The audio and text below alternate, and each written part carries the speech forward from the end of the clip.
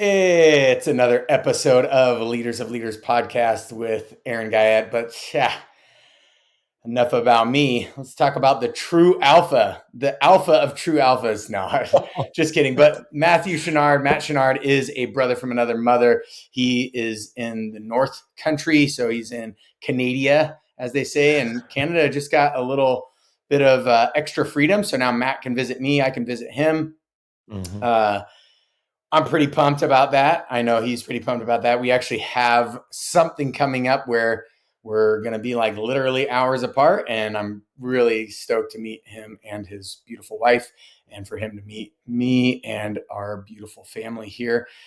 So what I love about Matt, we're in a group together and we basically just share our journey with Christ and how that's going. And obviously that if that's the top, right, then that trickle down affects all of our relationships, next being our marriage, and then for me, kids, and then business and community and all of that stuff. And I think Matt does such an incredible job of showcasing ways to, and I say balance is bullcrap, but showcasing ways to, I think, have true balance or true rhythm so that you're feeling, and there's a way in which he does that. And we'll get into that in a second. Matt, thanks so much for hopping on the show. Yeah, really excited to be here, Aaron, and meet up pretty soon. I like how you said rhythm. I had to note that down. I like that word instead of balance. Yeah, well, I mean, so we'll just jump right into that, right? I think it's a perfect place to start because you talk about giving deposits, which I think is probably, and so inevitably, if you do accounting, you want to balance your budget, you want to balance your account. And so balance then, I think in that regard makes sense. But I think what a lot of people view balance as is equal parts in every area and aspect of their life. And if that's the case, then my marriage matters just as much as my relationship with the bank teller down the street. And that's not true. So that's why I say balance is bullcrap. I usually use the more crude term, but this is a non-explicit podcast. At least so far it has been, which is pretty awesome. Yeah. So talk us through, what do you mean by deposits? What are they depositing in? Why are we depositing? What is this thing that I just think, man, you do such an incredible job of explaining. I appreciate that. Yeah, so deposits, I base it on what I call the Fit 5 flywheel. So you have spiritual, mental, relational, professional, and physical. These are aspects of life that I see someone needing to consistently invest in. So if we're talking about investing, we know that we have to invest in our bank account. We want a good rate of return. We want to make wise decisions. We can get advice on what investment choices to make so we can make more money on our money. And I think it's the same way if you take the physical aspect as an example. I need to consistently make deposits into my physical life if I want to have a strong, capable body and look good too. I mean, people want to look strong and healthy and fit. You need to put in the work. You need to make the deposits so that you can reap the benefits. You can have the fruit of that. And same thing in my spiritual life, right? You're making deposits every single morning. You're consistently doing these things in my marriage or someone's marriage. You have to consistently do these things. Because if you take this example or this analogy and you say, we use it for money. We say, I'm going to put all my money into winning the lottery. I'm going to put all my money into getting this ticket and hopefully it's a winner and it's going to pay out huge. But that's not usually reality, right? You're better off taking small amounts of money and investing it, and it's going to compound. Same thing with marriage. You can't expect to take your wife on a trip once a year or get a big gift or say, I love you every so often. You got to do the daily deposits and be consistent with that. So that's. But what if I say it really, really loud? Yeah, same thing, right? Like, I love you. Yeah, it could work. I mean, hey, maybe that's the intensity part. The intensity. Yeah, I don't know if that works. My wife would be like, first of all, you're way too loud. Yeah. And that's, sorry. No, that's okay. I think that's a good point, is because I can make deposits into my marriage by showing my wife I love her. But if I don't know how she receives love, Mm. it could be acts of love, but it's not going to be as potent in my mind. If I know her, which I know her love language is gifts and acts of service, and if I do that for my daily deposits in my relational aspect, it's going to be way more beneficial than if I were to just spend quality time with her, which is my love language, not really hers. Mhm. Yeah. Um, yeah, I know. I think that if we think about that, like some of us probably don't need to focus and put as much effort into putting deposits into whether it's the physical or the love relationships or whatever, because those things just come naturally. So some of us, it might be a little bit more difficult to get the flywheel going because we get stuck on, I don't know, one just any one of the aspects. I'm not trying to say, a particular aspect or whatever, but in hearing that, like for me, investing in my relationships, investing in my specifically my relationship with my wife, I'll be honest, that like a lot of times that's difficult. Like I have to schedule it. I have to like pre-think about it. I have to plan it because if I don't, I get lost in um, the fray, if you will, of any number of work things that maybe give me more instant gratification or make me feel good for the day. But then at the end of the year, or worse, at the end of my life, I'd look back and be like, man, I just threw away all of my relationships for making a bunch of money, or I threw away my most important relationship with a human on earth, my wife, for the maybe more gratifying relationship with my boss or my kids, even. And man, if you're thinking about it with that analogy, with that metaphor, it really does help you see, like, oh, do I have an empty account here? Do I have nothing in terms of return on my investment here? And not that we're doing things to get a return, like, oh, Right. I'm doing this to manipulate a thing out of it or whatever. I'm doing it so that I can feel the full, robust human of my life. I can feel purpose. And that brings me to, so the thing that I was thinking about, I poured a concrete slab, and then I, of course, was just a mess. So I had to jump in the shower really quick, and showers are great for, coming up with great ideas.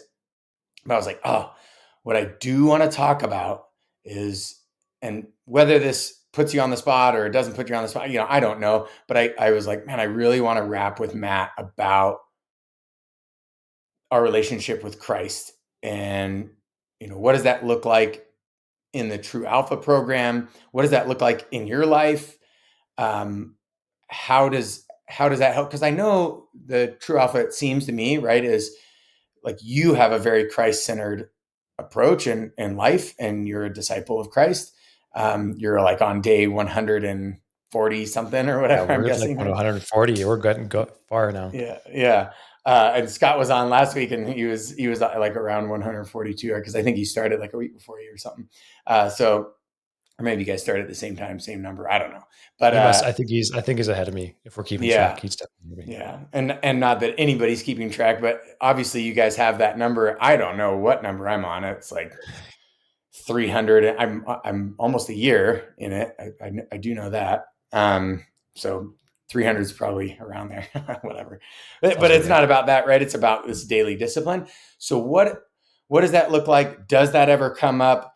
I know you're not like proselytizing or pushing it in people's face, but you are an evangelist. You do show it. You do share it if people ask. Does it come up? So I know that that's a lot of questions that I just peppered you with. But the main thing is, like, what does your relationship with Christ look like? And how do you connect that to sort of your TrueAlpha coaching for men, as well as just your whole life business and marriage and whatnot? Yeah. So I think I got a true a truer idea of what my relationship with Christ meant or relationship with Christ means through the pandemic. And having built up this business, having built up this thing that I called my own alongside my business partner, I was proud of it. And I was thinking to myself, what could possibly sweep this out like really fast? Well, a pandemic could do that. Being closed for a long time can do that. And it's difficult at that point not to feel like a victim, right? There's a lot of things that did happen that I know shouldn't have happened and weren't right. But I started to realize I actually don't really deserve much. I I'm not perfect and I make bad choices. I am simply stewarding everything I've been given, and which is was really freeing for me and starting to realize what being Christ-centered means and that I give him everything, right? If I hold anything for myself, it doesn't necessarily mean it's going to get taken away, but it starts to become an idol and starts to become something that can know that's not going to serve the way it should. I mean, God's still going to use it the way he's still going to use it the way he's going to use it, right? He's going to use good and bad for his purposes. But I start to realize I need to be in alignment and step into these things with faith and know that this is what it's for. So, and then going back into the TrueAlpha program, I struggled with that for a while. I talked to a lot of people. I said, I know no one can have full fulfillment and meaning in life and purpose in life without Christ. And I coach people that aren't Christians. And I can bring them to a certain point. And I've had a few conversations where I've referred them to books that I got ideas from you. I reached out. I said, Aaron, do you have any good books for someone who's searching in this spiritual aspect? I've had a few people do the Disciple 100 Days in His Strength. And I know I can bring people to a certain point with this like lifestyle engineer type of thing. But in reality, I can't bring them to this true meaning of grace and fulfillment and purpose and meaning in this life outside of Christ's sacrifice. It's impossible. And Mm, because then it starts to become a lot about being a good person and doing the right thing so that you get something in return when that isn't what I want to do either. So I can help people develop their relationships, get fitter, um, make their businesses better, and create spiritual practices. But until they have that internal transformation, and that's where in the center of the flywheel is the individual. mm. You have to have this transformation before you can fully impact all these other aspects of the flywheel. So hopefully that answered your question. It kind of went a roundabout way there. Yeah, it's so funny. I parallel that with, the way I look at it is, our belief system, our worldview, which is sort of that center, right? It's like if you have a skewed or if you have a worldview that isn't really a worldview and you allow for a lot of worldview changes, like man, you kind of set yourself up for failure, unfortunately, because when this worldview doesn't work for you for the fleeting thing that you think you want, money or sex or whatever the case might be, then you're going to just change your worldview. But the problem with changing your worldview is that creates a paradigm shift, which changes everything, right? Like our worldview is sort of our anchor. Our worldview is our grounding, if you will. Um, yeah, and I would have to agree. And do you think the reason why you can't live ultimate fulfillment, ultimate purpose, have ultimate meaning, because that's the way God created everything? Or is it a relational aspect with God that then allows for even some of the trivialities and natural consequences and pain and suffering or whatever, to just be okay because ultimately there's a relationship? Or is it I know this is kind of a deep, maybe philosophical question, But I think one worth prodding at. What's your take on why it is that someone might achieve some really incredible things and do some really awesome stuff for their life and get that flywheel spinning at a really incredible rate and feel pretty good about it, but just never feel fulfilled or true contentment? Uh, do you have a Yeah, guess, a stab, or have you thought about it deeply on yeah, your I own? have. I Okay, cool. What I think about is, so if we now I'm putting another layer on this flywheel. So in the center is Hmm. you. Hmm. On the outside is these five aspects: physical, mental, spiritual, relational, and professional. On the outside of that is the byproduct of investing in these things. So a fitter body, a better business, promotions, um, career success. I don't know if I said money already, but could be the byproduct. Hmm. So if someone bypasses the aspect of acknowledging where every good and perfect thing comes from, which is God, and they chase the thing, right? And they chase the thing, they put their purpose and meaning in these things like money, their relationship, their body, their job, their investments. What happens if you lose that? Right? This your whole world comes crashing down because you're not planted, this inner part of you is not planted in Christ, the one who created all perfect and good things. Everything good comes from him. So I think that's what happens a lot is people chase the perimeter of this flywheel. They chase the Hmm. byproduct of this instead of Hmm. saying, I want to be excellent and pursue excellence in all these things because I want to be a good steward. I want to nurture things. I want to help people find this same gift that I've found. But if I lose it all, I know that my identity is still there because it's in Christ. But if I get all these things and I have all this success, then everything can come crashing down. Because if you don't know who you are with or without, that's a dangerous place to be. Hmm. And so, do you then look at, and I'm just toggling all the way back to the beginning, but do you then look at the five aspects in the flywheel as just normative human investments that we should pursue and be in process with, regardless of the time in history, regardless of what the byproducts are, because that's walking out our true human fulfillment. And obviously, for you, it's true human fulfillment that is centered in Christ and then outgrows these five things. Is that, am I capturing Yeah. that correct? Like this would be the process regardless. Yeah. I think people can have success if they tie into the truths and principles that have been here forever, right?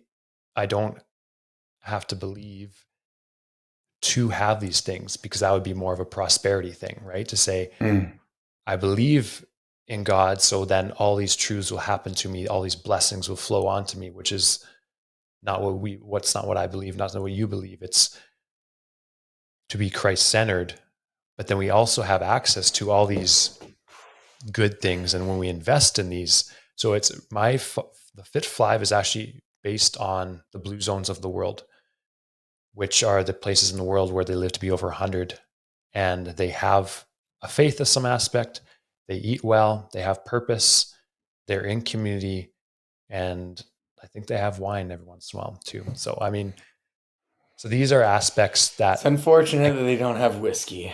yeah, I mean, they're I'm good. just I mean, kidding. there's different aspects too. I know. But I think that's kind of like you're mentioning is you can be healthy and fit and you can have good relationships and you can have a successful career. But what happens if you lose all that? So I think people who have all the success in the world in all these different aspects, they might have a harder time finding the truth. Yeah. Well, and what the truth being, like, Christ. I am the way, the truth. Okay. Yeah. Yeah. Okay. Yeah. Yeah. Because Um, why would you need to lean on anything else if you can do it all yourself? And I think that's going back to your original question is when things start to unravel during COVID, I knew that it wasn't about me. I knew that I didn't create this all, but I got a clear picture of like, oh, I really I don't have a lot of control. so as part of the flywheel suffering, I feel like part of the flywheel should be suffering. I think I so. I mean, think that's like the it's refinement of it. inevitable. Yeah, it's the inevitable aspect of doing that in process, right? Whether you're actually getting the byproduct or not, you're just doing it. And so sometimes it's suffering and sometimes it's incredible, but all the times we can choose contentment in it and joy, right? Because like fitness can be hard, but then the byproduct of that hard aspect and grueling aspect can be incredible, right? I mean, it can also be damaging, very acute Right. injuries or whatever. But even in that, it could be those acute injuries can actually lead to a new understanding and enlightenment around slowing down or taking a break or solitude or having a limit and still being able to break through physical records or physiological improvements or whatever. Um, yeah, I I'm just think, processing out loud at this point. yeah, I think you mentioned something earlier on about things on the flywheel can be easy. Like it's not hard for me to work out. It is more Mm, difficult for me to do acts of service for my wife because that is not my mm. I'm not good at that. I'm getting And better and and I would don't have to that fall under practice. relationships or what's the aspect Yeah. of the flywheel? Yeah, yeah, Yeah. So relationships. under all these different aspects of the flywheel, you have subcategories too, because obviously fitness or physical, eat well, exercise, rest, recovery, stress, um, heat and cold exposure. Hmm. So under relational would be intimate connections, right? Your family, and then outer connections, the average of 5, things like that. So I see a lot of people actually I work with, they're really hard workers and they do the difficult things, but they're not actually doing the difficult thing, right? So they might be working 12 hours a day and Mm, saying that I'm a hard worker, but then their relationships are really suffering or their fitness is really suffering because that's actually the difficult thing. Or someone who works out 7 days a week, 2 hours a day, their difficult might be to rest. That might be way harder for them and spend time with their family or spend time in different spiritual practices. mm. So unfortunate for you, because I'm going to spring an ambush on you, or maybe fortunately for you, I don't know. I just automatically assume if I spring new ideas on somebody that I haven't even fully processed, it can be a little bit of a wrestle. I But like it. I'm reading Digital Minimalism by Cal Newport. He wrote Deep Work, incredible author. Pretty sure he's secular. It's amazing to me that in his Digital Minimalism how much he talks about people that have a major religious connection. I would even say relationship with God. Um, Amish and Mennonite communities being the first one, which is a very Christian, Christ-centered relationship with God, and he talks about the goodness of that. But then he brings up uh, Thoreau and talks about Walden Pond. And so I don't know if you've read, I think it's Walden or Walden Pond or something like that by Thoreau, and basically how he created a completely different economy. Um, this is where now it gets into my overthinking brain and analytical brain, because obviously you're a pretty analytical person. You like to see things in categories and systems, but you also understand the nuance of that, and that it can't just be like, these rigid structures, because those break Right. as well. And that's what I love about the flywheel, but it's also categorized. And anyways, so I'm seeing that, observing that, and respecting that. And so me in the same boat, he so Thoreau talked about time being the economy. That's the true economy. The true economy is space and time, figuring out ways to give yourself space and give yourself time. And what's interesting about that is now going into fitness, Dr. Andrea Spina of functional range conditioning and functional range systems, and Dr. Michael Chivers talk also about setting up the systems of the body in a way which you give yourself space and time so that you can be more coordinated, so that you can mitigate injury. The more space you can give range of motion space you can give a joint, and the more time, the more you can improve the nervous impulses of those muscles that are attached to said joint, then now you've given yourself space and time, even in the most microseconds, to abate the chances of injury or whatever. And then, in Walden's Pond, he talks about giving yourself time, right? And giving yourself time so that you don't have to be stuck in the rat race of making a bunch of money. And now I can also see how money can give us time, right? But then sometimes, and oftentimes, and this is the way it's been my observation of myself and a lot of close people around me, they've actually traded their time to try to gain more money, and this is the whole grind culture and all that stuff. And I think there's an aspect to that. And I think that you have a healthy approach to this. So I am rounding the corner here.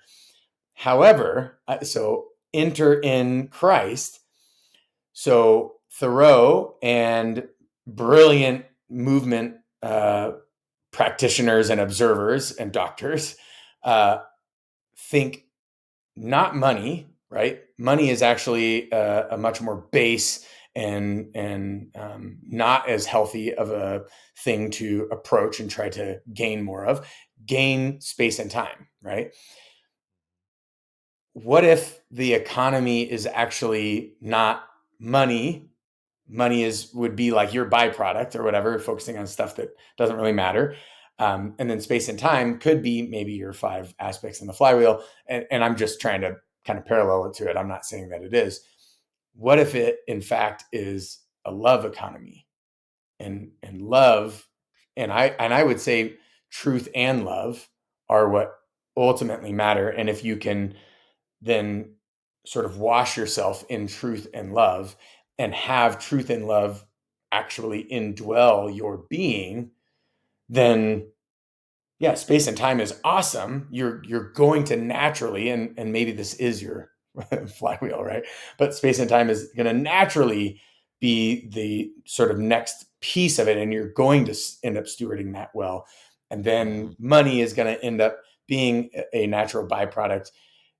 And it doesn't matter which way it happens, as long as love and truth is at the center, is literally indwelling us through the Holy Spirit in our being, and we are washing ourselves in it as a daily discipline because we are disciples in Christ. I don't know. So that's my full thought. I want to know what your thoughts are on all aspects of that. How do you see money in this whole thing? How do you see space and time in this whole thing? We can rap about how society might be at dis-ease around these things, how society might be crumbling because we're focusing on the wrong thing, or we can go wherever you want with it. But I just, recent observation in the book that I'm reading, I thought I'd throw it out there and rap about it a little bit. Plus, it's a shameless plug for Cal Newport. I don't know how to say his name. Deep work and digital minimalism, even though he's not a believer yet. Yeah, I mean, everyone has access to these truths, right? It's just the trail towards the truth. I like this because then I can just go wherever I want my brain to go. I think money is just an exchange of value, right? It's something that we can exchange. So I work hard for something. I want something you have, so I'm going to exchange you for something you worked hard for. I had to give my time for that thing. And then we kind of go in this circle. We're saying, okay, why do we want more money? Why do we want $1 million? Why do we want to retire? Why do we want all these different things? We want more time and space. Why do we want more time and space? so we can do all the things that money can buy us. But then it all comes back to that love in relationships here, right? Like impact serving. I think that's where it all kind of comes back together. And hopefully I'm tying this together. Okay.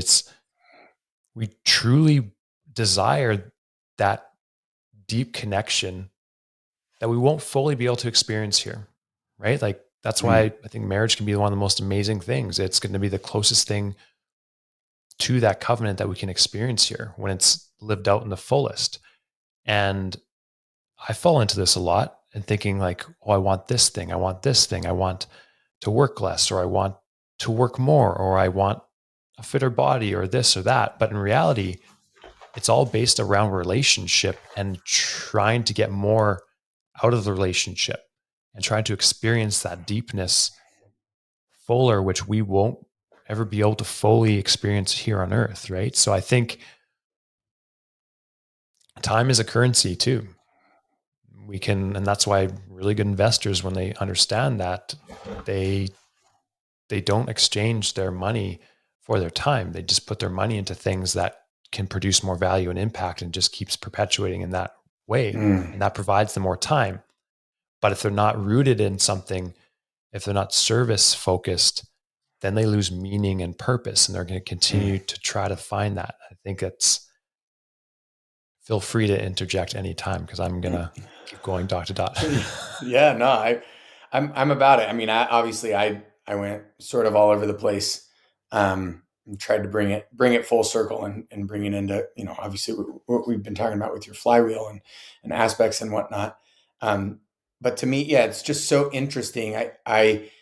You know, it's he talks about a philosophy of your digital world, right? And he's basically like, humans don't have a philosophy, which is why we're basically hyper addicted to these things that are designed to be hyper addictive.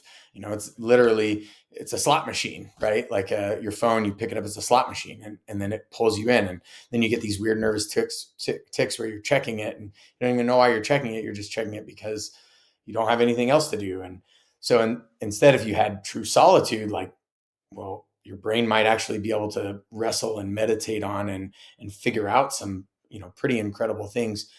And so then I bring up that, because it seems, and here's again, it's a nasty, I believe it's a nasty way to observe people, because it's not the true person. But it seems to me, I don't think you're nasty, by the way, but it seems to me like you have a pretty dang good set of values, a pretty dang good set of boundaries. So, and obviously it's clearly by the work that you've been doing on this flywheel and really understanding what is important, for humans generally. But then, maybe more importantly for humans with the, single greatest relationship that we can have, the relationship with our creator, sustainer and redeemer.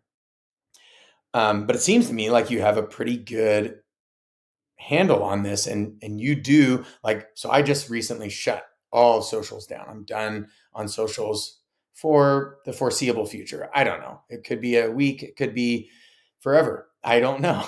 But and I'm totally comfortable with that. And I'm actually uncovering a reduction in anxiety that I didn't know that I had, and in uh, a much deeper dive into solitude that I thought I had. And so, but it seems to me like you've got a pretty healthy perspective on this. I think you talk well about this. I think that you have pretty good boundaries on this. Either A, back up why that is, or B, let us all know the real you and come clean on a podcast. No, I'm just kidding. But no, I'm, I'm just curious. Like, yeah. seems like you're not focused on trying to make $1 billion just to make $1 billion.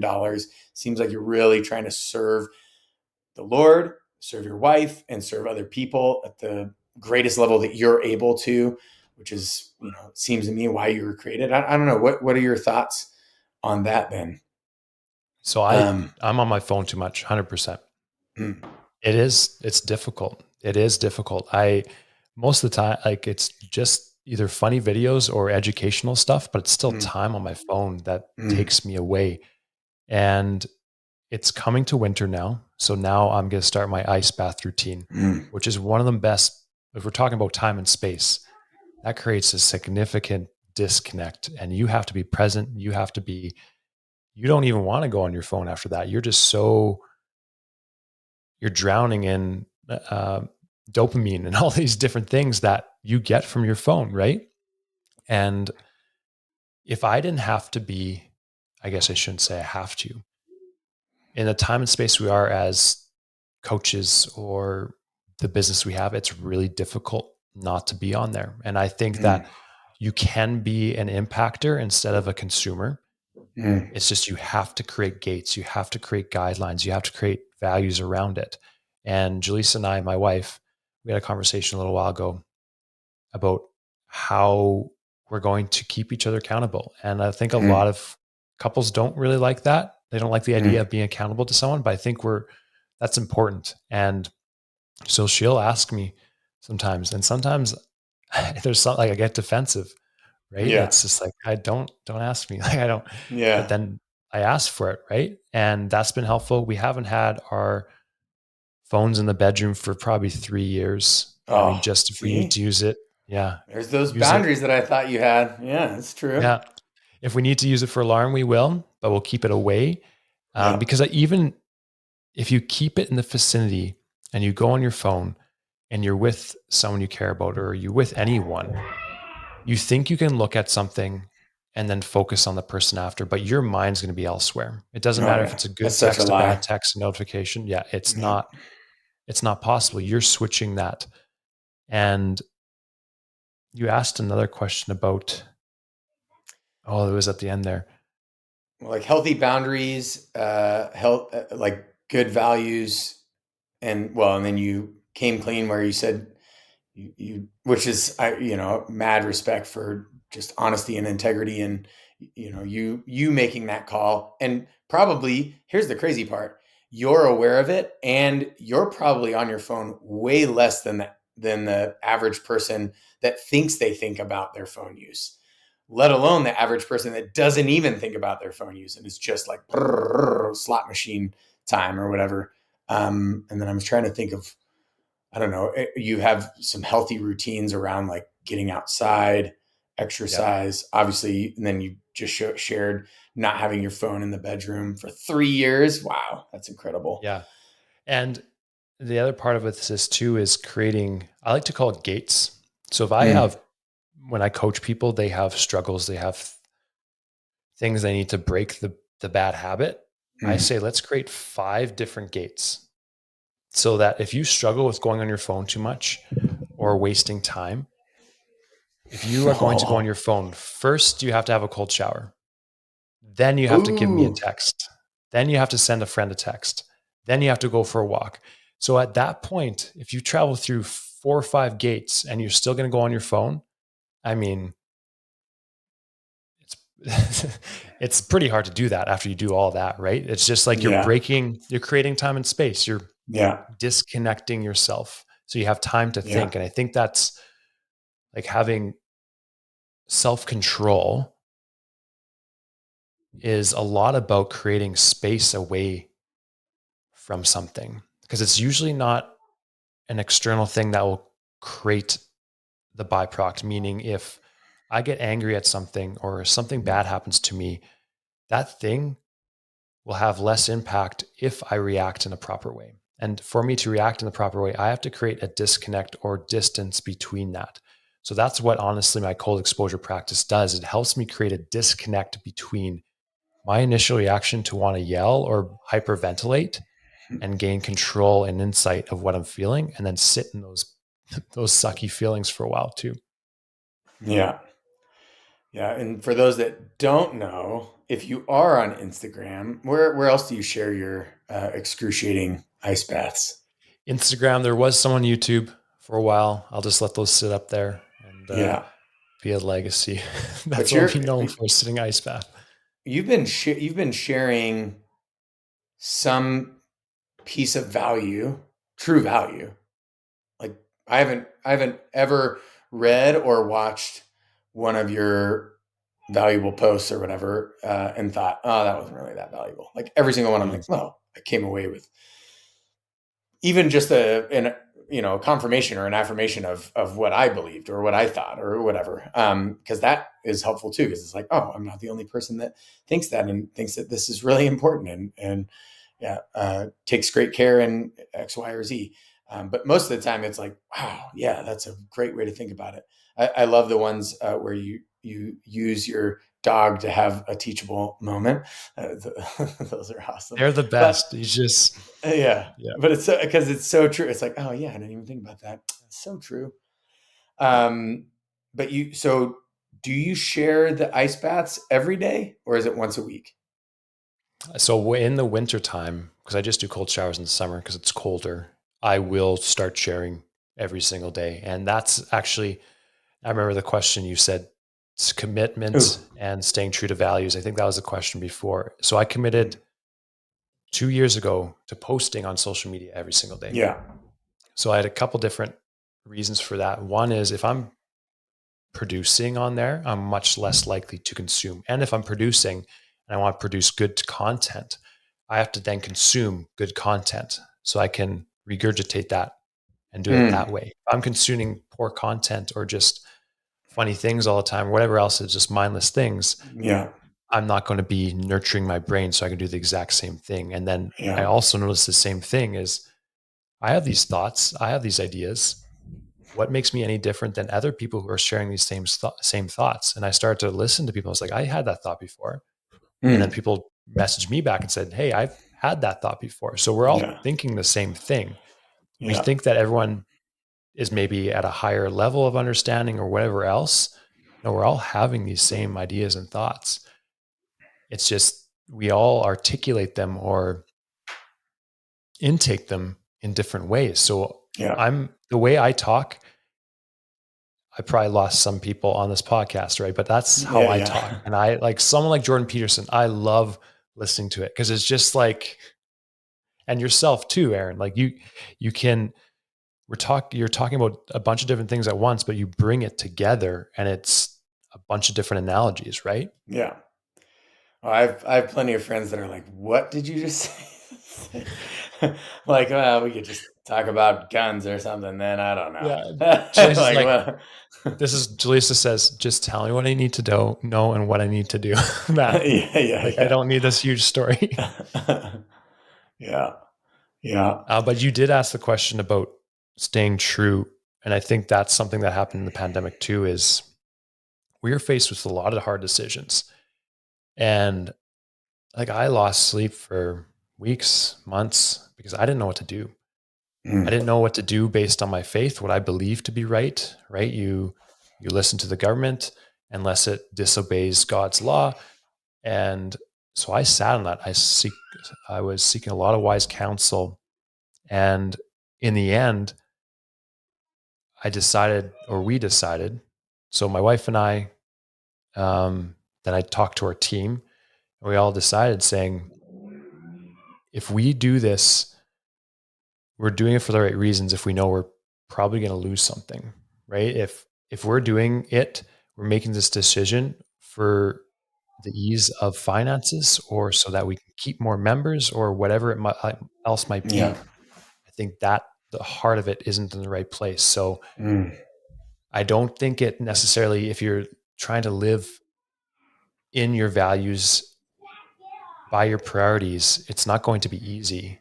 And it's basically saying, no, I'm committing to doing this regardless of the circumstances or the repercussions of it. I think that's what really helped me be more confident in that, is that I didn't know if we were going to lose the gym 100%. Right? It's still difficult, but I know yeah, that my relationship is way stronger with Jaleesa now. My relationship with Christ is way stronger, and I'm not as dependent on my own knowledge as I was before. yeah.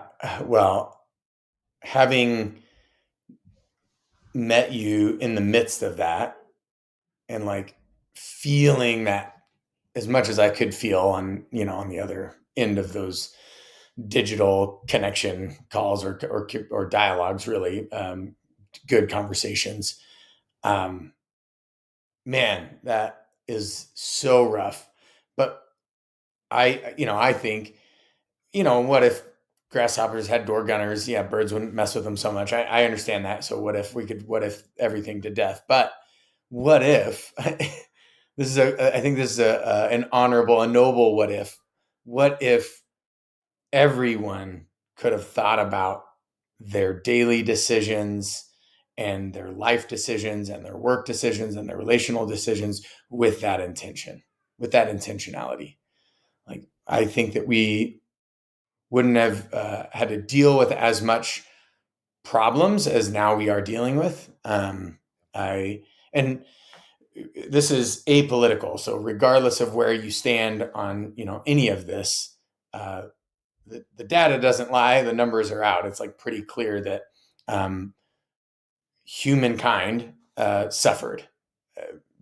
And we can't tell that. We can't know that until the end, when we can measure how did our greater authorities fare in terms of the decisions that they bestowed, and then how humanity followed, whether it's on a global scale, world, or national, or even state, or even local city.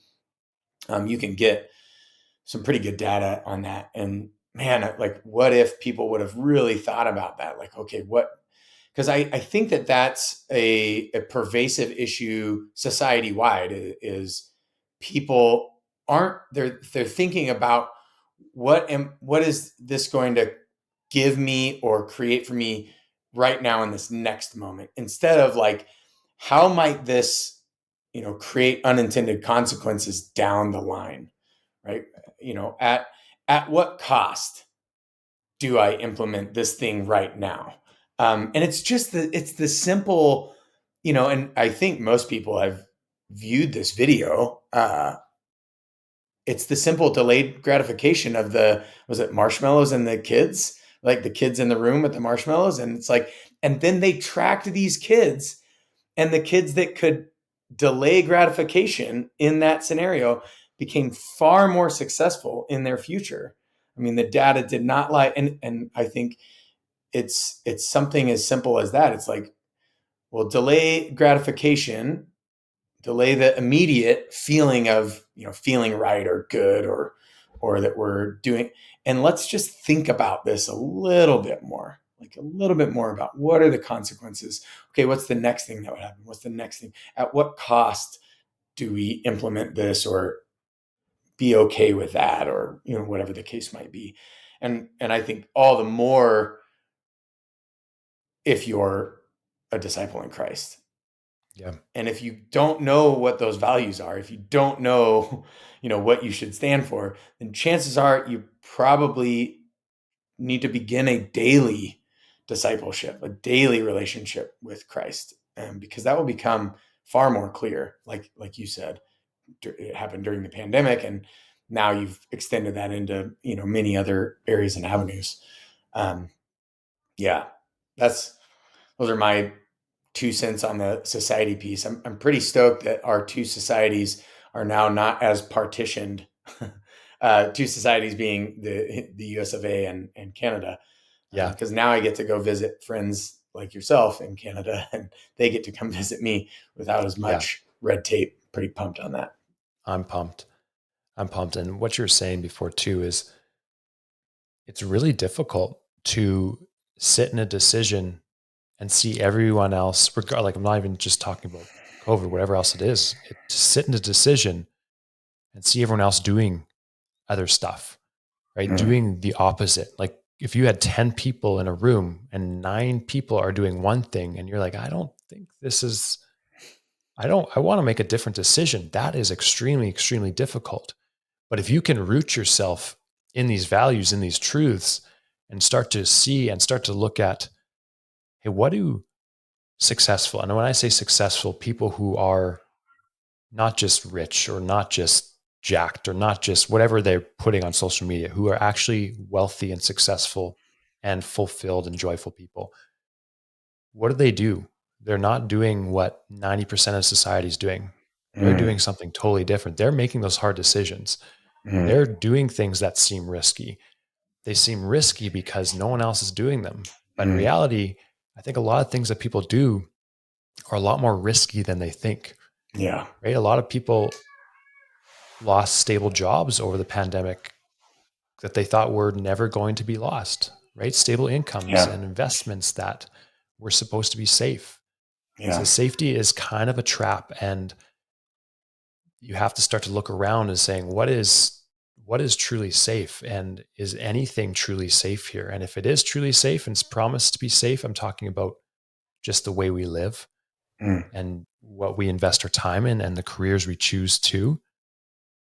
You don't know what that's going to equal out to in the future, but I do know that when you steward everything you've been given, your gifts, your talents, your relationships, your platforms, whether it's your business, it's your athletic prowess, to further the kingdom, I don't think you can go wrong with that, right? You might get things wrong, but that's the right direction. That's where there's a lot more meaning and fulfillment than just chasing the money, just chasing mm. extra time. Time and money will most likely be the broad byproduct if you're giving value to people, if you're impacting people. Yeah. Um, so while you're sharing that, I couldn't also help. This is something that I've noticed on many calls. So I'm going to ask about it on this call because, or on this podcast, because I can, because we could just have a conversation. So the picture behind you, um, with the boat, and it looks like the mountains on pretty still water, and um, is that a photo? Is that a painting? And does that have meaning? And if it does, I would love to hear, because like probably most people have noticed, anything we're thinking about for me is worth overthinking. Matt is like, here, hold your beer. I'm going to overthink this even more. I'm going to And overthink it. It might not yeah, mean anything, but yeah, no, but I love that about you. Absolutely. And anyway, so yeah, the photo in the background. so mountains have meaning to me. My wife, Julissa, got this for me as a gift. I didn't take the picture, but we did. This is in Italy, I believe. It's Mm, ranked one of the most beautiful lakes in the world. And it's just, the place was amazing. But mountains and water and nature, there's something so amazing about them to me, and specifically mountains. I remember when I was a kid and the first time driving, because we're in the prairies still in Alberta, just outside mm, Edmonton. We're about mm, 4 hours from the mountains. I remember the first time going through the mountains and just being like glued to the window and looking at them and just not even be able to figure it out.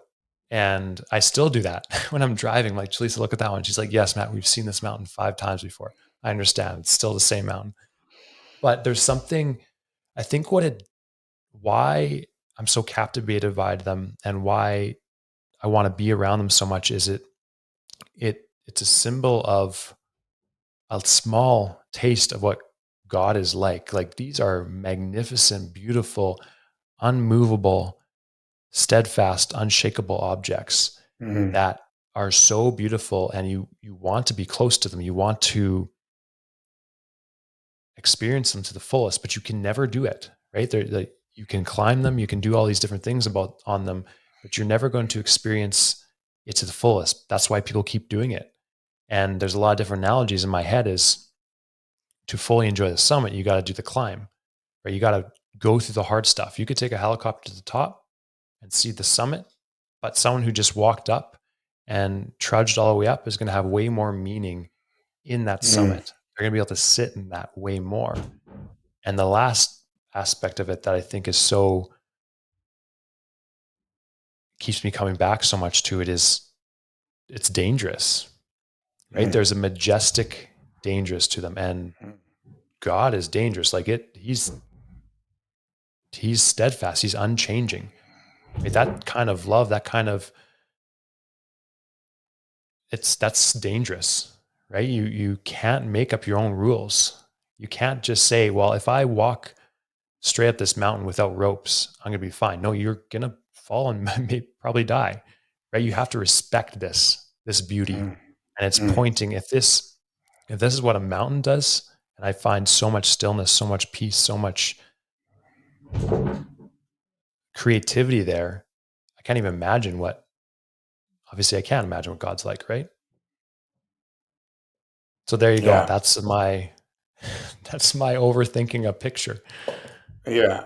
But well, and that's just the mountains, let alone the water Yeah. um and well, in the mountains uh in the Bible there's I mean, Yeah. right, it starts in Exodus, right? At the foot of a mountain and mountains have major meaning for the Jewish culture, the ancient Jewish culture of that time, and still have meaning now, and they represent aspects of either the Jews of the time or of God, both. Yeah, I mean, and then water, going through the water, and then baptism and dying to your old self and coming to life. No, it's so interesting. Every single thing that you said, I'm rapidly listening to and just totally enjoying, because that has been me as well. I've had this calling to the mountains my entire life, and it wasn't because they were just beautiful and there and you know hard to reach, in terms of like you walk to the foot of it, but walking to the top is a whole different story. And there it was something else that I could just never put into words. Like I could write an entire book about it and still not articulate all of what I'm feeling about just this mountain. And I had the same calling to the sea, and I've been able to now climb a few mountains, and I'm by no means a mountaineer or a mountain climber at all, and sail a few seas, but I'm by no means a sailor. But there's like incredible respect for those subcultures that do that, as well as honor. But even more so, I think, is exactly what you're saying. It's like, if that's just my thought of this thing that is a mountain here in front of my face, how much more is God, right? How much more is that than that, and also that relationship and that process and that journey to know God and know Him beyond just the intellectual sense, but in the relational sense and the intimate sense. Um, Man, I think that that's an incredible place to end up. I am absolutely honored by your presence here on the Leaders of Leaders podcast.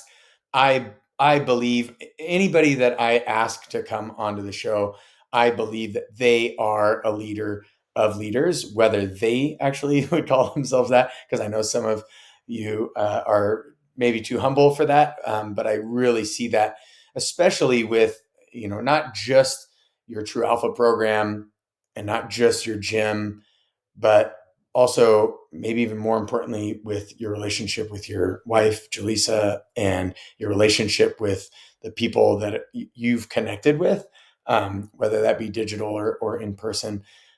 So yeah, I just thank you so much for sharing a bunch of your wisdom. Where can people find you if they're looking for the ice talks, as well as your daily valuable additions, and then your podcast and your programs? Yeah. Thanks a bunch for having me on here, Aaron. First of all, this is great. I love just chatting about this stuff and being able to jam on that. You can find me on Instagram at Matt Chenard, MattChenard, Matt Chenard on YouTube.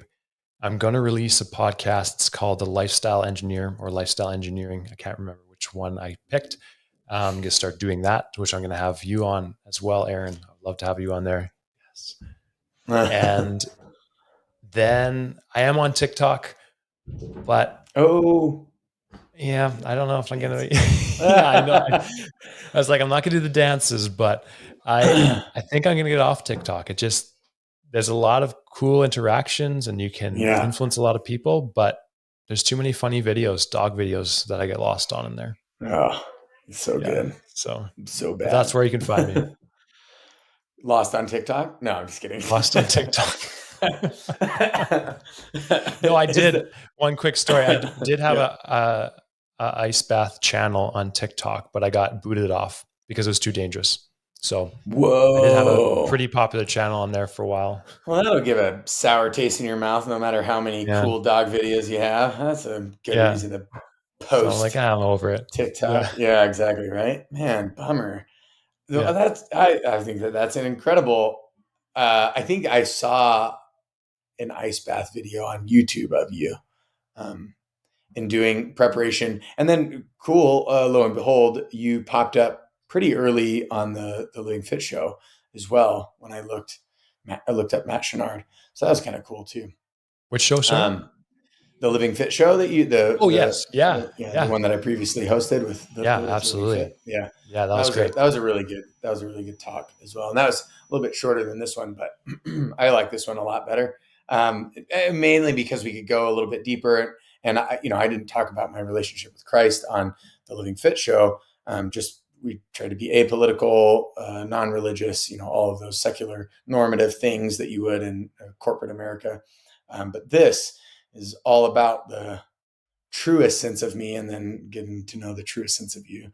Um, Yeah. Thank you so much for sharing again. This is awesome and an honor. Appreciate it. Thanks, sir.